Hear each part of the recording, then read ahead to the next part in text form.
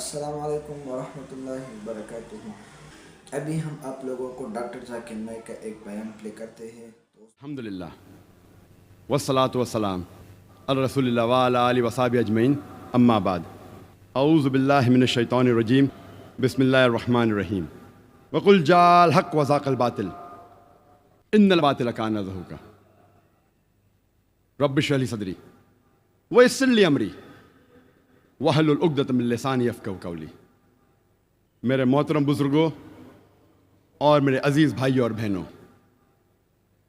अस्सलामु अलैकुम वरहमतुल्लाहि वबरकातुहू। अल्लाह सुब्हाना व तआला की सलामती, रहमत और बरकत आप सब पर हो। जैसे आप जानते हैं कि मैं तकरीर अक्सर अंग्रेज़ी में करता हूँ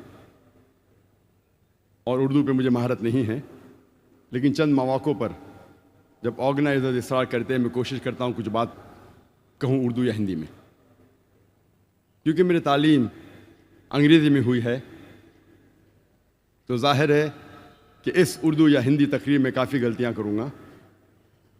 तकरीर के पहले मैं आप सबसे माज़रत चाहता हूँ और उम्मीद रखता हूँ कि आप मेरे इन गलतियों को नज़रअंदाज करेंगे और इस तकरीर के मवाद पर तवज्जो देंगे। तकरीर शुरू करने के पहले मैं आज़म कैंपस के मैनेजमेंट कमेटी का शुक्रगुज़ार हूँ कि उन्हें प्रोग्राम माशाअल्लाह 3 दिन के लिए ऑर्गेनाइज़ किए। और उसके बाद मैं पूना पुलिस फोर्स का शुक्रगुज़ार हूँ कि वो पूरी कोशिश कर रहे हैं कि प्रोग्राम अमन से जाए। और महसूस हुआ तो कल और आज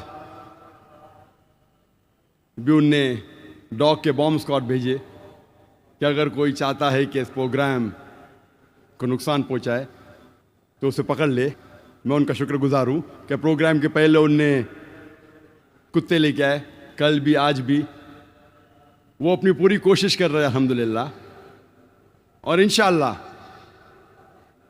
उनकी मदद से और अल्लाह सुब्हानहू व तआला की मर्ज़ी से इंशाअल्लाह हमें उम्मीद है कि 3 दिन का प्रोग्राम इंशाअल्लाह अमन से गुजरेगा इंशाअल्लाह।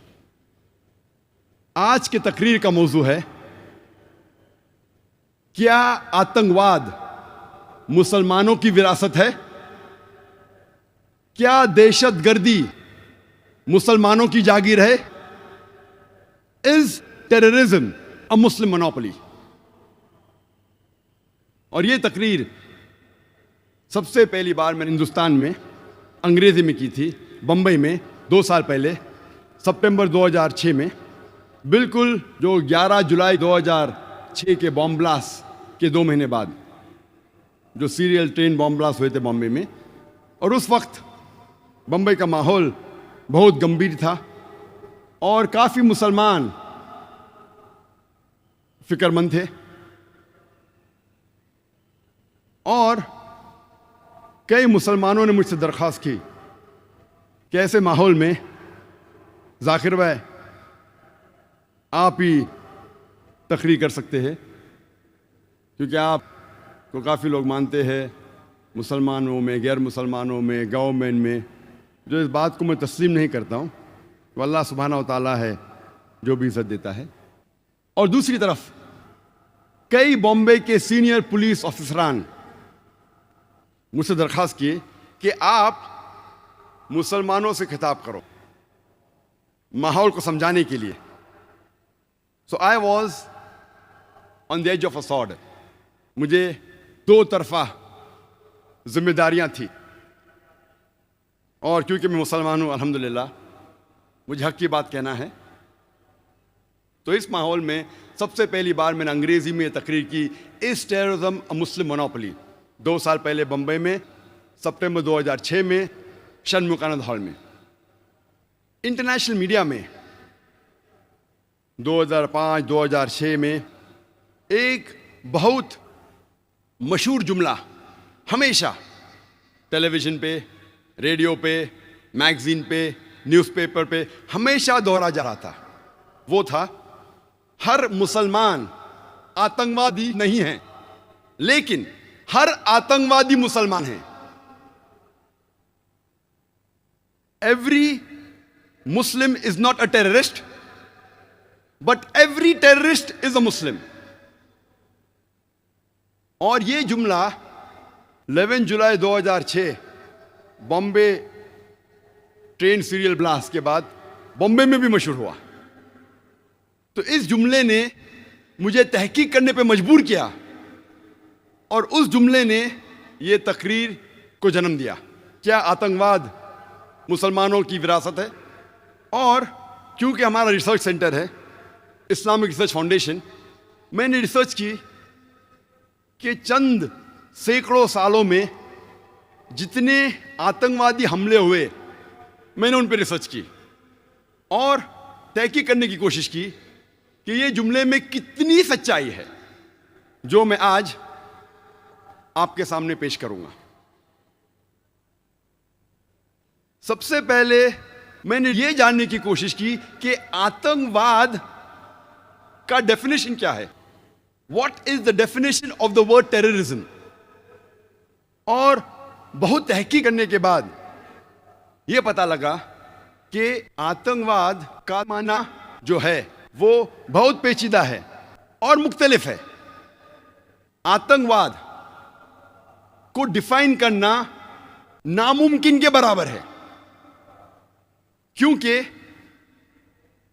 यह डेफिनेशन, ये माना हर वक्त बदलता है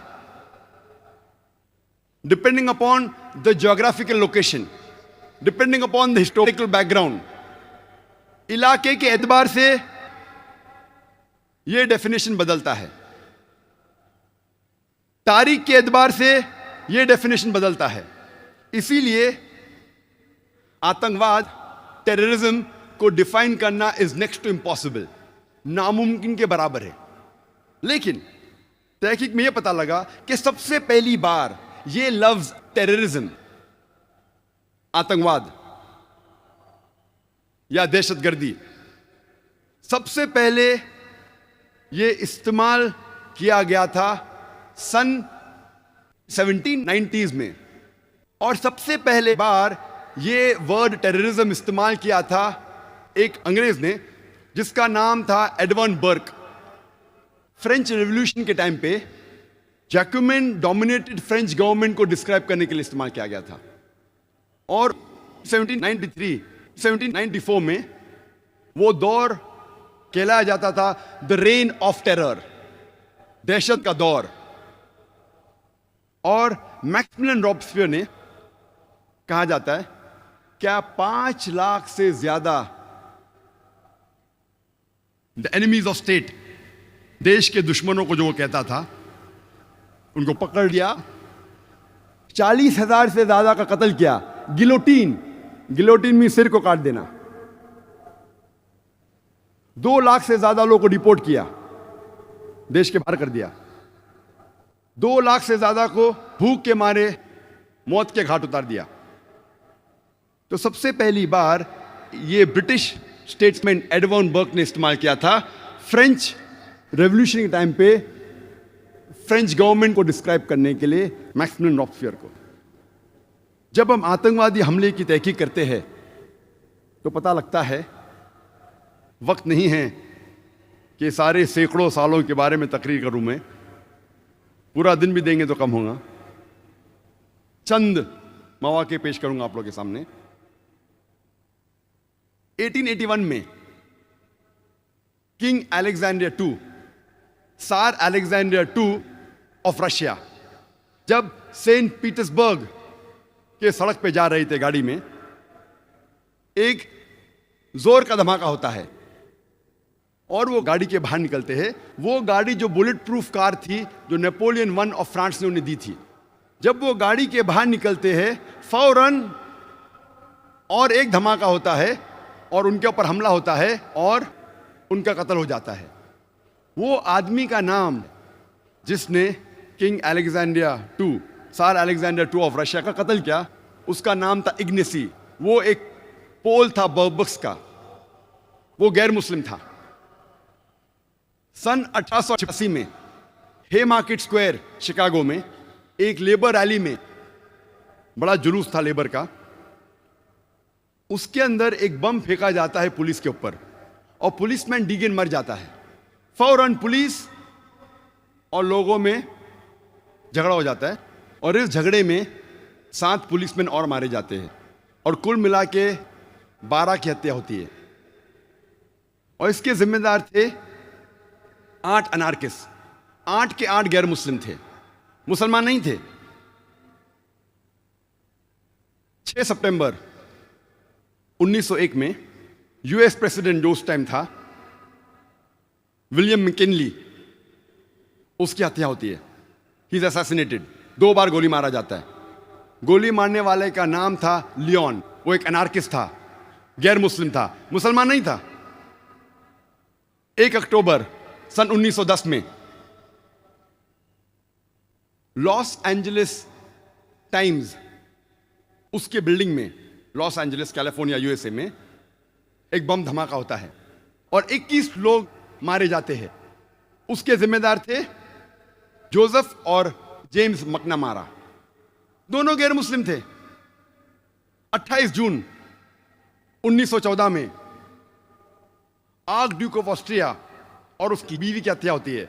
इसके वजह से जंग शुरू होती है, वर्ल्ड वॉर 1 की जंग, दुनिया जंग नंबर 1, वर्ल्ड वॉर 1 शुरू होती है। और इसके जिम्मेदार थे एक ग्रुप जिसका नाम था यंग बॉस्नियंस, और इसमें अक्सर सर्ब्स थे, गैर मुसलमान थे। 16 अप्रैल 1925 में सेंट नेडेलिया चर्च, जो बल्गेरिया के कैपिटल सोफिया में था, वहां एक बम धमाका होता है और 150 लोग की हत्या होती है और 500 से ज्यादा घायल होते हैं। यह बल्गेरिया की हिस्ट्री में सबसे बड़ा आतंकवादी हमला था।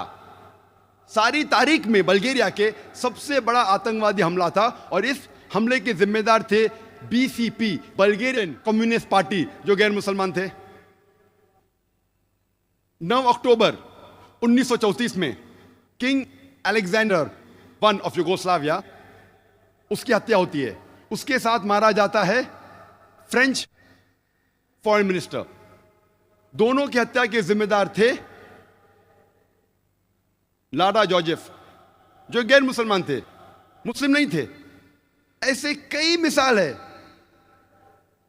1 मई 1961 जो सबसे पहली प्लेन जो हाईजैक की गई थी यूएसए की, एक आदमी जिसका नाम था पोर्टो रिकॉन, वो प्लेन को हाईजैक करता है, अगवा करता है और ले जाता है हवाना, क्यूबा में, और वहां असाइलम पाता है। वो एक गैर मुसलमान था, मुस्लिम नहीं था। यूएस एम्बेसडर ऑफ ग्वाटेमाला, 1968 में उसकी हत्या होती है। हत्या करने वाला गैर मुस्लिम रहता है। 1969 यूएस एम्बेसडर ऑफ जापान, एक जापानीज उसको अटैक करता है छुरी के जरिए, वो गैर मुस्लिम था। 1969 में यूएस एम्बेसडर ऑफ ब्राजील, उसको किडनैप किया जाता है, उसको अगवा किया जाता है। अगवा करने वाला आदमी मार्क्सिस्ट था, गैर मुस्लिम था, मुसलमान नहीं था। 19 अप्रैल 1995 फेडरल बिल्डिंग ओक्लाहोमा में बॉम्बिंग होती है और 166 लोग की हत्या होती है। उस वक्त तक के ये यूएसए का सबसे बड़ा आतंकवादी हमला था। 166 people killed, biggest terrorist attack in the history of US mandate at that time. फौरन न्यूज़पेपर में हेडलाइंस, मिडिल ईस्ट कॉन्स्पिरेसी, अरबों की चाल, मिडिल ईस्ट, रोज लगातार हफ्तों तक के middle east conspiracy, middle east conspiracy headlines. कौन हमला किया? मुसलमानों ने। तहकीक के बाद मालूम पड़ता है जिम्मेदार थे 2 राइट विंग अमेरिकन लोग, निकोलस एंड टिमोथी, 2 लोग। लेकिन जब पकड़े जाते 1 या 2 दिन आता है पेपर में, उसके बाद न्यूज गायब। हफ्तों तक मुस्लिम जिम्मेदार, मुस्लिम जिम्मेदार, पकड़ा जाता आदमी, 1-2 दिन बाद में न्यूज गायब, क्योंकि गैर मुस्लिम था। ऐसी में हजारों मिसाल दे सकता हूं, वक्त नहीं है। मैं ये नहीं कहता हूं कि मुसलमानों ने आतंकवादी हमले नहीं किए, लेकिन तहकीक पे पता चलता है कि अक्सर मेजॉरिटी जो हमले हुए वो गैर मुसलमानों ने किए। और 1990 के पहले आप जो भी मुसलमान हमले की तहकीक करेंगे, अक्सर वो पैलेस्टीनियन लोग हैं। उन्हें आतंकवादी कहेंगे क्या नहीं, इसमें इख्तिलाफ है। मैं कहा ना, आतंकवाद जो डेफिनेशन है इख्तिलाफी है। क्या पैलेस्टीनियन को आप आतंकवादी कहेंगे क्या नहीं, टेररिस्ट कहेंगे क्या नहीं, इसमें इख्तिलाफ है। अक्सर पैलेस्टीनियन है, वरना आपको बहुत कम मिलेंगे मुसलमान के हमले 1990 के पहले। और 1945 में जब ब्रिटिश हुकूमत कर रही थी जेरूसलम में, वहां कई यहूदी ग्रोह थे, आतंकवादी ग्रोह, टेररिस्ट ग्रुप्स बहुत से थे। मिसाल के तौर पे हगाना, इरगुन, स्टर्न गैंग, कई यहूदी आतंकवादी टेररिस्ट ग्रुप्स थे जिन्हें ब्रिटिशर्स कहते थे कि ये टेररिस्ट ऑर्गेनाइजेशंस है, आतंकवादी ग्रुप्स है। और ये ग्रुप एक अटैक करता है 22 जुलाई 1946 में होटल किंग डेविड में। और होटल किंग डेविड उस वक्त ब्रिटिशर्स का हेडक्वार्टर्स था, ब्रिटिशर्स का सेक्रेटरीट था जेरूसलम में, और मिलिट्री का भी हेडक्वार्टर्स था, और क्राइम इन्वेस्टिगेशन ब्यूरो भी था। उधर हमला होता है और एक यहूदी ग्रुप है जिसे कहते इरगुन, वो अरबों जैसे कपड़े पहन के अटैक करते हैं होटल किंग डेविड पे और 91 लोग की हत्या करते हैं। उनमें से 28 लोग ब्रिटिश थे, 17 लोग यहूदी थे, 41 लोग मुसलमान थे और 5 थे अदर्स, दिगर मजहब के। ये 91 लोग की हत्या जो होती है, ये ब्रिटिश तारीख में सबसे बड़ा अटैक ब्रिटिश हिस्ट्री में था ब्रिटिशर्स के अगेंस्ट। आज की तारीख तक के ब्रिटिशर्स में 91 लोग की हत्या एक हमले में नहीं हुई। जब वो जेरूसलम के अंदर जो हेडक्वार्टर्स था,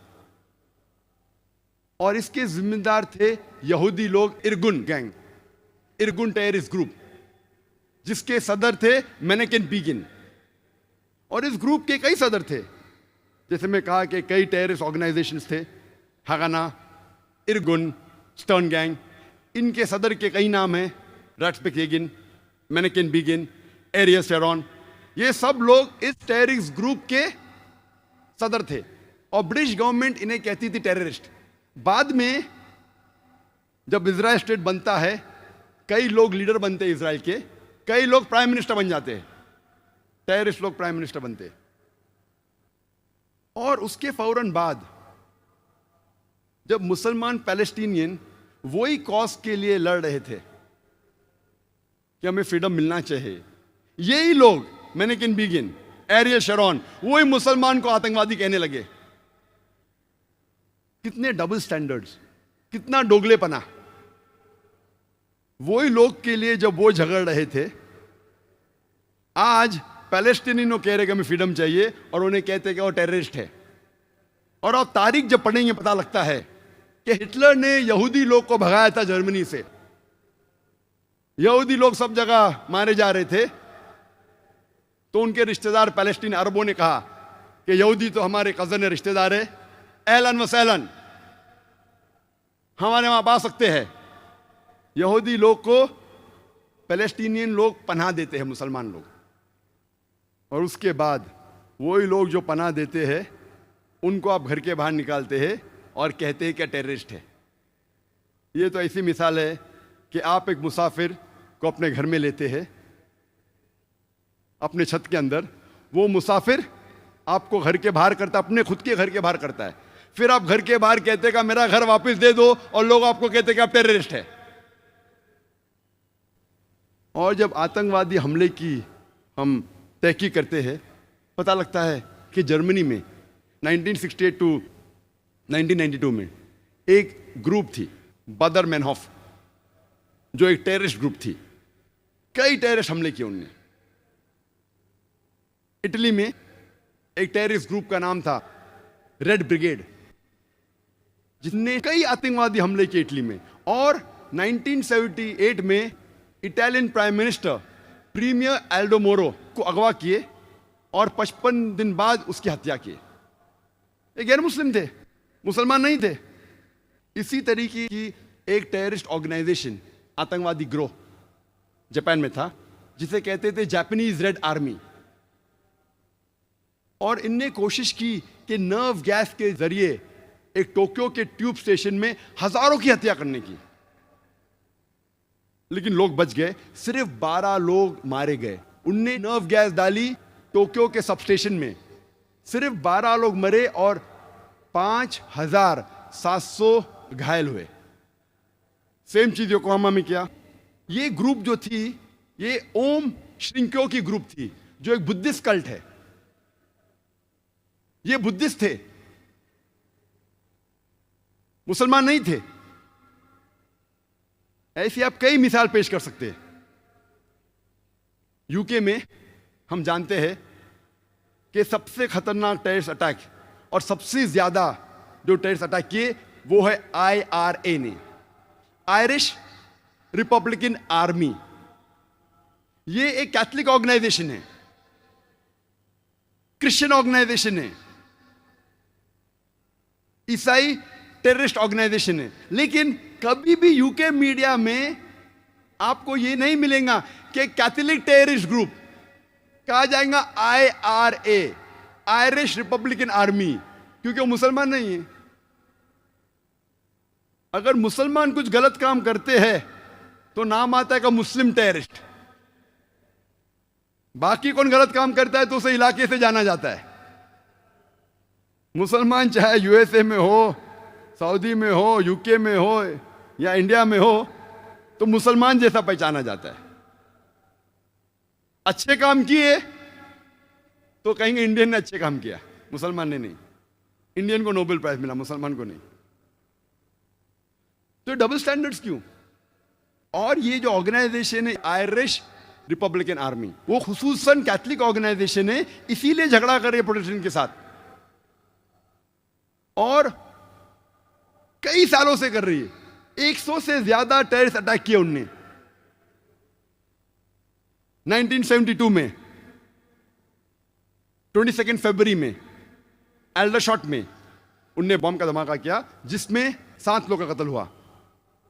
21 जुलाई 1972 बेलफास्ट शहर में ये IRA ने और एक बम धमाका किया, जिसमें 11 लोग का कत्ल हुआ और 130 घायल हुए। 10 दिन बाद 31 जुलाई 1972 में क्लॉडिंग में 3 बम धमाका किए उनने और इसमें 9 लोग की हत्या हुई। 1974 में गिलफोर्ड पब में उनने बम धमाका किया, जिसमें 5 लोग का इंतकाल हुआ और 44 लोग घायल हुए। उसी साल 1974 में बर्मिंघम पब में फिर से एक बम धमाका किया, जिसमें 21 लोग का कत्ल हुआ एंड 182 घायल हुए। ये IRA ने 1996 में लंदन में बम धमाका किया, जिसमें 2 लोग का कत्ल हुआ और 100 लोग से ज्यादा घायल हुए। उसी साल 1996 में मैनचेस्टर में एक बम फोड़ा शॉपिंग कॉम्प्लेक्स के बाहर, जिसमें 206 लोग घायल हुए। 1998 में यही IRA ने एक 500 पाउंड का कार बम बर्स्ट किया बैम्ब्रिक शहर में, जूते की दुकान के बाहर, जिसमें 35 लोग घायल हुए और 200 से ज्यादा घर तबाह हुए। यही IRA ने उसी साल 1998 में ओमैग में और एक 500 पाउंड का कार बम फोड़ा, जिसमें 29 लोग का इंतकाल हुआ, 29 लोग का कत्ल हुआ और 330 घायल हुए। 2001 में BBC में फिर से उन्हें बम फोड़ा। IRA के बारे में अगर मैं तकरीर करने लगूं तो एक दिन निकल जाएगा। कैथलिक लोग हैं, लेकिन कहा जाता है IRA, आयरिश रिपब्लिकन आर्मी। इस तरीके से कई मिसाल पेश कर सकता हूं। स्पेन और फ्रांस में एक टेररिस्ट ऑर्गेनाइजेशन का नाम है ETA, जो बहुत से आतंकवादी हमले करते हैं। अफ्रीका में इतने आतंकवादी ग्रुप है, ग्रोह है, कि मीडिया को वक्त ही नहीं किसको जिम्मेदार ठहराए। इसमें से सबसे खतरनाक है लॉर्ड्स सैल्वेशन आर्मी। ये एक क्रिश्चियन टेररिस्ट ऑर्गेनाइजेशन है, लॉर्ड्स सैल्वेशन आर्मी, और वो छोटे छोटे बच्चे लोग को ट्रेन करती है टेररिस्ट अटैक कमिट करने के लिए। छोटे छोटे बच्चे को ट्रेन करती है आतंकवादी हमले करने के लिए। बहुत खतरनाक ऑर्गेनाइजेशन है, हाई क्रिश्चियन ऑर्गेनाइजेशन, नाम है लॉर्ड सैल्वेशन आर्मी। श्रीलंका में हम जानते हैं जो एक बहुत खतरनाक टेररिस्ट ऑर्गेनाइजेशन है, उसका नाम है LTTE, liberation tigers of Tamil इलम, शॉर्ट फॉर्म है तमिल टाइगर्स। हमेशा पेपर में आता है LTTE, तमिल टाइगर्स। कौन है वो? हिंदू लोग है। और जब तहकीक करते हैं हमें पता लगता है कि ये वो लोग हैं जिन्होंने सबसे पहले सुसाइड बॉम्बिंग को मशहूर किया।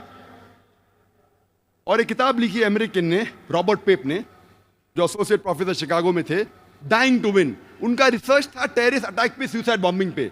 और उन्होंने कहा कि लोग जो इल्जाम लगाते मुसलमान सुसाइड बॉम्बिंग करते हैं, इसकी शुरुआत किसने की? इसको सबसे आम किसने किया? किसने सबसे आम किया इसे? और वो कहते हैं कि नंबर 1 जो आज के दौर में जो सुसाइड बॉम्बिंग के माहिर थे वो LTTE हिंदू थे।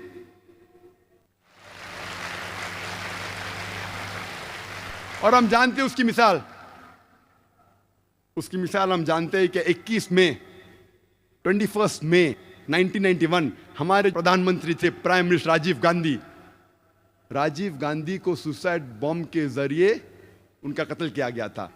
एक औरत LTTE ग्रुप की, तमिल टाइगर्स की, अपने जिस्म पे बॉम्ब बांध के, छुपा के, वो हार पहनाना जाती है उस टाइम के प्रधानमंत्री राजीव गांधी को, और बॉम्ब धमाका करती है और अपने साथ खुद मर के राजीव गांधी को मार के 16 लोग की और हत्या करती है। वो थी एक औरत, हिंदू औरत। लेकिन पेपर में ये नहीं आया कि हिंदू टेररिस्ट अटैक, तमिल लोग ने अटैक किया, हिंदू लोग ने नहीं। क्यों? और रॉबर्ट पेप लिखते हैं कि क्यों मुसलमान को, अगर हिस्ट्री में देखेंगे जितने जंग मुसलमानों की हुई उसके अंदर कोई सुसाइड बॉम्बिंग हुआ क्या पहले? और ये सुसाइड बॉम्बिंग को आम बात में अमेरिकन लोग ने किया। आज लेकिन ब्लेम आता हमेशा मुसलमान पे। ऐसे कई मिसालें। LTT ने सिर्फ, अगर आप तहकीक करेंगे, लास्ट 16 साल में उन्होंने 157 टेररिस्ट अटैक्स किए। अभी हम आते हैं हमारे देश हिंदुस्तान में। हमेशा मीडिया में पढ़ेंगे हम कश्मीरी मिलिटेंट, मुस्लिम टेररिस्ट। मैं ये नहीं कहता हूं कि मुसलमान ने आतंकवादी हमले नहीं किए, कोई भटके हुए मुसलमान हैं जो किए होंगे, मैं ये नहीं कहता हूं कभी नहीं किए, ये बिल्कुल गलत होगा। लेकिन मीडिया में जब फ्रंट पेज पे आएंगे अक्सर मुस्लिम टेररिस्ट, जैसे बाकी टेररिस्ट कौन है ही नहीं, इस देश में सिर्फ मुसलमान ही टेररिस्ट है। जब तहकीक करते पता लगता है कि सिख टेररिस्ट भी है, भिंदरवाला ग्रुप। और ये सिख टेररिस्ट ने 5 जून सन 1984 में उन्हें गोल्डन टेम्पल को कब्जा किया। इंडियन आर्मी फोर्स जाती है, उनको बाहर निकालती, 100 लोग की हत्या होती है। उसके चंद महीने बाद 31 अक्टूबर सन 1984 में उस टाइम के प्रधानमंत्री राजीव गांधी की माता श्रीमती इंदिरा गांधी की हत्या होती है। उसकी खुद की सिक्योरिटी गार्ड उसकी हत्या करते हैं। आता है पेपर्स में security guard assassinated Shrimati Indira Gandhi. कौन था? सिख था। आज भी आप वेबसाइट पे जाएंगे, आपको यह नहीं मिलेगा कि सिख टेररिस्ट ने अटैक किया। Personal body guards of Shrimati Indira Gandhi ने उसकी हत्या की। आप असम में जब जाएंगे, असम में एक टेररिस्ट ऑर्गेनाइजेशन है ULFA, United Liberation Front of Assam. बहुत खतरनाक है। उनका मेन मकसद है, वो हिंदू ऑर्गेनाइजेशन है, हिंदू आतंकवादी ग्रुप है। उनका मेन मकसद है कि मुसलमान को मारना, मुसलमान की हत्या करना। और आपको पता है कि चंद सालों में उल्फा, सिर्फ उल्फा ने, ये 2 साल के पहले का स्टैटिस्टिक्स है, अभी अपडेट नहीं किया हूं मैं, 2006 तक के उल्फा ने 749 टेररिस्ट अटैक्स किए। there is no other terrorist organization in the world history who has done 749 terrorist attacks. 749 terrorist attacks ULFA ने किए चंद सालों में सिर्फ. हम पढ़ते ही नहीं पेपर में, हमें पता ही नहीं. मैं जब बॉम्बे में पेपर पढ़ता हूं पता चलता कश्मीरी टेररिस्ट, मुस्लिम टेररिस्ट. जब मुझे कश्मीर लोग काफी बुला रहे थे तकरीर करने के लिए और मैं सोच जाऊं क्या नहीं जाऊं, फिर 2003 में सोचता हूं मैं जाऊंगा. अल्हम्दुलिल्लाह वहां की गवर्नमेंट पूरा इंतजाम करती है और 14 साल के बाद सबसे पहली बार खुले आम पोलो ग्राउंड में तकरीर करने की परमिशन देती है. माशाल्लाह 1 लाख से ज्यादा लोग वहां मौजूद होते. मैं सोच रहा था मैं जाऊं क्या नहीं जाऊं, हालात बुरे हैं. मौत का तो डर नहीं अल्हम्दुलिल्लाह अल्लाह के काम के लिए, बस सोच रहा था अच्छी फिजा है कहने गया मैं. फौरन गवर्नमेंट ने मुझे 2 पुलिस ऑफिसर दिए स्टैंड गन के साथ. मैं वहाँ गया, तकरीर किया, चीफ मिनिस्टर से मिला, गवर्नर ने मुझे बुलाया डिनर के लिए, ब्रेकफास्ट के लिए, काफ़ी मिनिस्टरों से मिला. हालात तो लग रहे थे लेकिन मुझे कुछ महसूस नहीं हुआ कि 2 बॉडीगार्ड्स की ज़रूरत थी. चंद महीने बाद मैं जाता हूँ आसाम में, एयरपोर्ट पे उतरता हूँ, उतरते ही 4 पुलिसमैन स्टैंड गन के साथ. 4 पुलिस, आसाम में क्या जरूरत है? आसाम में 4 पुलिसमैन, वो भी स्टैंड गन के साथ, क्या जरूरत है? जब मैं सड़कों पे निकलता हूं, एयरपोर्ट से दूर जाता हूं, फिर एहसास हुआ मुझे 3 दिन बाद कि अगर ये 4 पुलिस अफसर मेरे साथ नहीं होते थे तो शायद मैं आज नहीं होता था यहां. हमें तो पता ही नहीं आसाम की हालत क्या है. आसाम में इतने आतंकवादी हमले हो रहे, हमें पता ही नहीं है. मुझे तो बिल्कुल नहीं पता था, मैं न्यूज़पेपर पढ़ता हूं हमेशा. वहां जाने के बाद पता चला, इंटरनेट पे तहकीक करने के बाद पता चला कि वहां की terrorist organisation is one of the most dangerous, बहुत खतरनाक. ऐसे कई टेररिस्ट ऑर्गेनाइजेशन असम में, बोडो, मिजोरम में कई क्रिश्चियन ऑर्गेनाइजेशन है. मीजो क्रिश्चियंस ऑफ नागा, वो भी आतंकवादी हमले करते. और एक हमला किया था 2 अक्टूबर को, 2 तारीख अक्टूबर के सन 1984 में 44 हिंदू लोग का कत्ल करते ये क्रिश्चियन ऑर्गेनाइजेशन, और कई लोग को जख्मी करते. खाली क्रिश्चियन लोग ने कितने हमले किए हिंदुस्तान में वक्त नहीं है क्योंकि 10 बजे तकरीर बंद करना है हमें. लेकिन सबसे ज्यादा जो हिंदुस्तान में अगर डर है कोई टेररिस्ट ऑर्गेनाइजेशन का, वो है माओइस्ट. ये माओइस्ट लोग according to police records Hindustan में 600 डिस्ट्रिक्ट है. 600 डिस्ट्रिक्ट में से 150 से ज्यादा में इनका होल्ड है माओइस्ट लोग का. और ये इतने खतरनाक है कि पूरी पुलिस स्टेशन को तबाह करते हैं. पुलिस स्टेशन को, जो गांव उनके खिलाफ है, गांव के गांव को तबाह करते हैं, हमें पता ही नहीं. और जो सिक्योरिटी एक्सपर्ट जो लिखते हैं इंडिया के, और एक आर्टिकल आया था टाइम्स ऑफ इंडिया में जिसमें लिखा था स्वामीनॉमिक्स के अंदर, स्वामीनारायण लिखते हैं कि मुझे ये नहीं पता लगता कि क्यों ये इंडियन गवर्नमेंट मुस्लिम टेररिस्ट को इतना इंपॉर्टेंस दे रही है. सबसे ज्यादा नुकसान जो इस देश में हो रहा है वो माओइस्ट के जरिए. ये माओइस्ट लोग जब हमला करते पूरे पुलिस स्टेशन को तबाह करते, गांव के गांव को तबाह करते. 600 डिस्ट्रिक्ट्स में से 150 से ज्यादा उनका होल्ड है. 1/3 of the India they have covered. 1/3 हिस्सा. कितने लोग माओइस्ट को जानते हैं? हाथ ऊपर कर सकते? 50,000 लोग तो होंगे, तकरीबन 100 हाथ दिखते. शायद आपने मेरी तकरीर सुनी होंगी अंग्रेजी की, इस टेररिज्म मुस्लिम मोनोपोली, हो सकता है वहां भी मैंने कहा था. और 2 साल पहले तकरीर करने के पहले 9 सितंबर 2006 में एक आर्टिकल आया था टाइम्स ऑफ इंडिया में कि पुलिस ने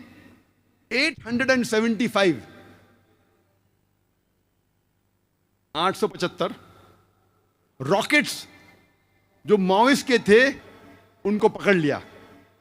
875 rockets and 30 rocket launchers, 875 rockets. और वहां का डीजीपी ऑफ आंध्र प्रदेश कहता है कि एक रॉकेट हेलीकॉप्टर को उड़ा सकता है, एक रॉकेट पूरे पुलिस स्टेशन को तबाह कर सकता है 600 मीटर दूर से. यानी आधा किलोमीटर दूर से बैठ के उस रॉकेट से हमला करे तो पुलिस स्टेशन तबाह हो सकता है, हेलीकॉप्टर तबाह हो सकता है, बिल्डिंग के बिल्डिंग उड़ सकती है। रॉकेट लॉन्चर्स, ये तो पूरे देश पे हमला करने की प्रिपरेशन है। आर्टिकल आएगा, छोटा इनसाइड इंफॉर्मेशन आएंगे, हेडलाइंस पे नहीं आएगा, इनसाइड पेजेस पे आएगा, 9 पेज पे, 7 पेज पे। क्यों? क्योंकि मुसलमान नहीं हो। आप सोच सकते। तो ये स्वामीनाथन कहते हैं कि ये इंडियन गवर्नमेंट ये वेस्टर्न पॉलिसी क्यों इख्तियार कर रही है? सबसे ज्यादा खतरा जो है, उन्हें हजारों लोग की हत्या की है, उनके बारे में उनको फिक्र नहीं, उनको फिक्र है मुस्लिम टेररिस्ट के बारे में। जब हम तहकीक करते हैं आतंकवादी हमले की सारी दुनिया में और इंडिया में भी, हमें पता लगता है और बिला शक हम खुल्लम खुल्ला बिला शक सबूत के साथ हम कह सकते हैं आतंकवाद मुसलमानों की विरासत नहीं है। आतंकवाद मुसलमानों की विरासत ही नहीं है, बल्कि स्पेशलिटी भी नहीं है, खुसूसियात भी नहीं है। इस्लाम में आतंकवाद को बढ़ावा दिया ही नहीं जाता है। इस्लाम डजंट एनकरेज टेररिज्म। इस्लाम कहता है कि आतंकवाद हराम है, terrorism is prohibited, it is हराम।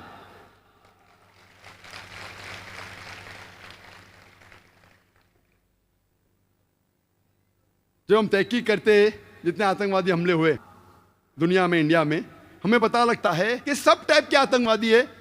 कैथलिक आतंकवादी है, क्रिश्चियन आतंकवादी है, हिंदू आतंकवादी है, यहूदी आतंकवादी है, मुस्लिम आतंकवादी है, सिख आतंकवादी है, बुद्धिस्ट आतंकवादी है, कम्युनिस्ट आतंकवादी है, सेक्युलर आतंकवादी है। When we do a survey, we come to know that there are all types of terrorists.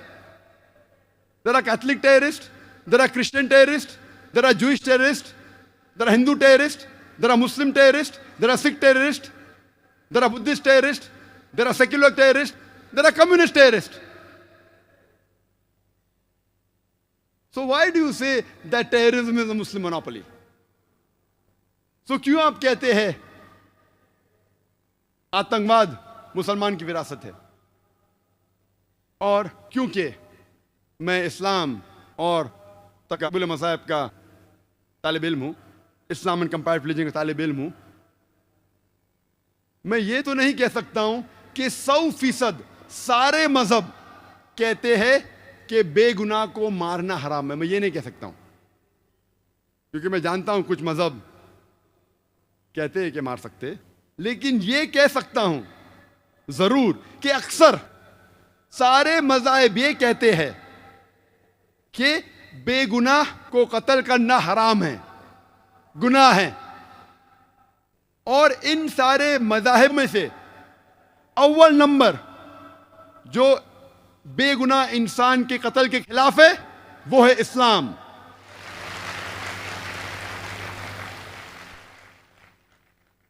Quran मजीद में लिखा है सूरह माइदा में, सूरह नंबर 5 आयत नंबर 32 में, कि अगर कोई भी इंसान, चाहे मुस्लिम या गैर मुस्लिम हो, अगर दूसरे कोई इंसान का कत्ल करता है, चाहे मुस्लिम या गैर मुस्लिम हो, सिर्फ कत्ल के बदले कत्ल, या वो इंसान जो इस धरती पे फसाद फैला रहा है, फितना फैला रहा है, ये दो लोगों के अलावा अगर कोई इंसान दूसरे इंसान का कत्ल करता है तो गोया के ऐसा है कि सारी इंसानियत का कत्ल कर रहा है। कुरान मजीद में लिखा है कि अगर कोई इंसान कोई दूसरे बेगुनाह इंसान का कत्ल करता है तो गोया के ऐसा है कि सारी इंसानियत का कत्ल कर रहा है। और आगे लिखा है कि अगर कोई इंसान दूसरे इंसान की जान बचाता है तो गोया के सारी इंसानियत की जान बचाता है। मैं ये नहीं जानता हूं कि कोई मजहब की किताब में लिखा है कि अगर आप एक इंसान की जान बचाओ तो सारी इंसानियत की जान बचाओ। ये इस्लाम में लिखा है। कुरान में ये नहीं लिखा है कि मुसलमान की जान बचाओ तो अच्छी चीज है। कोई भी मासूम इंसान की अगर जान बचाते हैं आप, चाहे मुस्लिम या गैर मुस्लिम, सारी इंसानियत की जान बचाते। और कोई भी मासूम इंसान का कत्ल करते हैं तो गोया के सारी इंसानियत का कत्ल कर रहे हैं। इस्लाम आता है अरबी लफ्ज सलाम से, जिसके मानी है अमन, और इस्लाम आता है अरबी लफ्ज सिल्म से भी, to submit your will to God, अपनी मर्जी से अल्लाह सुब्हानहू व तआला के अहकामात पे अमल करना। तो इस्लाम के मानी है अमन हासिल करना अपनी मर्जी से अल्लाह सुब्हानहू व तआला के अहकामात पे अमल करने के बाद। ये अमन का मजहब है। इसलिए जब हम मिलते हैं हम कहते अस्सलामु अलैकुम, अल्लाह सुब्हानहू व तआला की आप पर रहमत हो। तो वो मजहब जो रहमत फैलाता है कैसे बेगुनाहों की जान लेने के लिए कह सकता है? मैं ये मानता हूं कि there are black sheep in all communities including in Muslims. बुरे लोग हर मजहब में आप पाएंगे जो मजहब का पालन नहीं करते, और इस्लाम में भी आप पाएंगे कुछ मुसलमान अपने आप को मुसलमान कहते हैं लेकिन मजहब का पालन नहीं करते। There are black sheep in every community. Sheep की वजह से क्या आप सारे मुसलमानों को कहेंगे क्या वो गलत है? और अगर हम तहकीक करते भी, परसेंटेज ऑफ मुस्लिम्स, जो मुसलमान टेररिस्ट अटैक करते हैं, मुसलमान ने जितने लोगों का कत्ल किया दुनिया में, अगर परसेंटेज देखेंगे और गैर मुसलमान का, मुसलमान तो गिनती में भी नहीं किधर, खाली मीडिया के फ्रंट पेज पे मुसलमान कुछ है जो बहके हुए है। There are black sheep in a community, जो गलत काम करते हैं, जो कुरान के पैगाम पे अमल नहीं करते, जो इस्लाम की बात नहीं मानते, वो बहके हुए हैं। मैं नहीं कहता हूं कोई भी आदमी जो मुसलमान कहता है अपने आप को बेगुनाह को नहीं मारा, मारा है।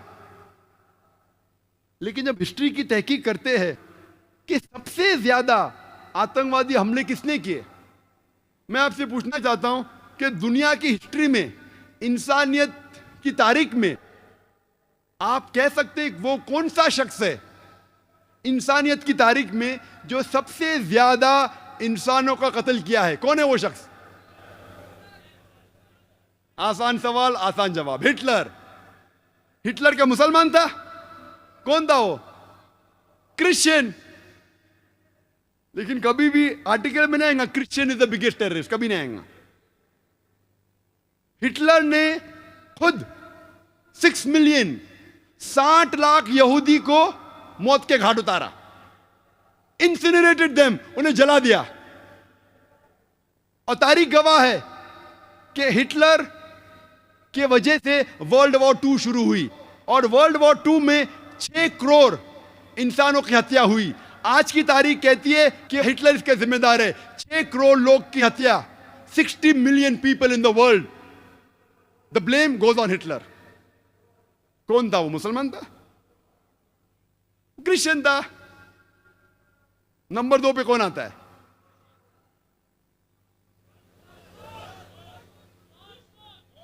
नंबर 2 पे जो आता है वो है जोसेफ स्टालिन।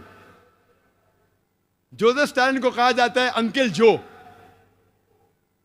वो यूएसएसआर का था, उसे कहते हैं मैन ऑफ स्टील, लोहे का आदमी।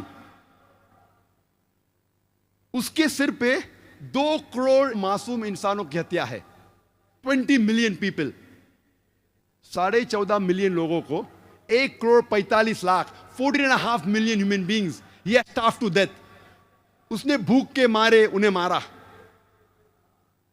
1 करोड़ 45 लाख, 10 लाख से ज्यादा बेगुनाह इंसानों का कत्ल किया।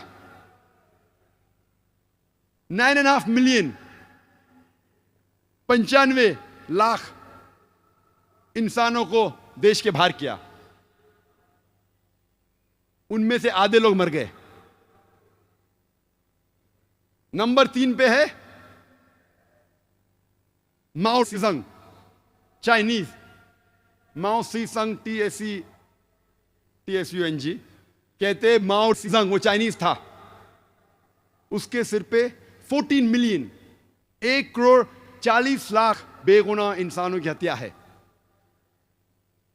अक्सर भूख की वजह से, स्टार्वेशन की वजह से, और कई की कत्ल की। ये तीनों मुसलमान नहीं थे। ना हिटलर मुसलमान था, ना जोसेफ स्टालिन मुसलमान था, ना माओ त्से मुसलमान था। उसे कहते चेयरमैन माओ। जो माओइस्ट लोग है ना, माओइस्ट लोग, ये माओइस्ट लोग को नाम मिला माओ से, चेयरमैन माओ से।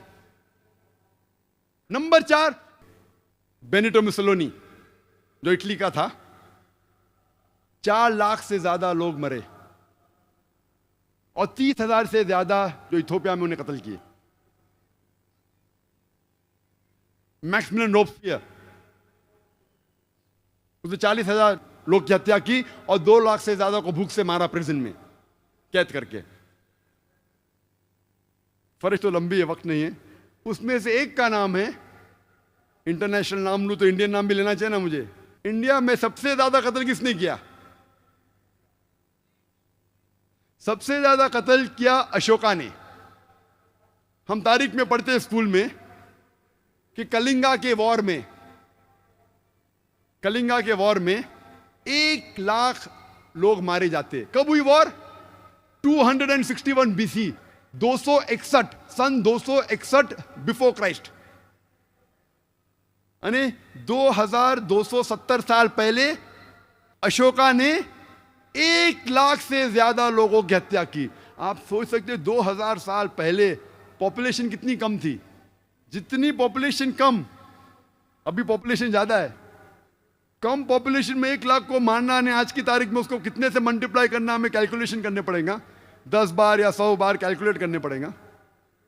उस वक्त 2270 साल पहले, वो अलग बात है कि बाद में उसको अफसोस हुआ, इतना अफसोस हुआ कि आज आप नोट पे भी उसका आज देखेंगे छापा, अशोका पिलर।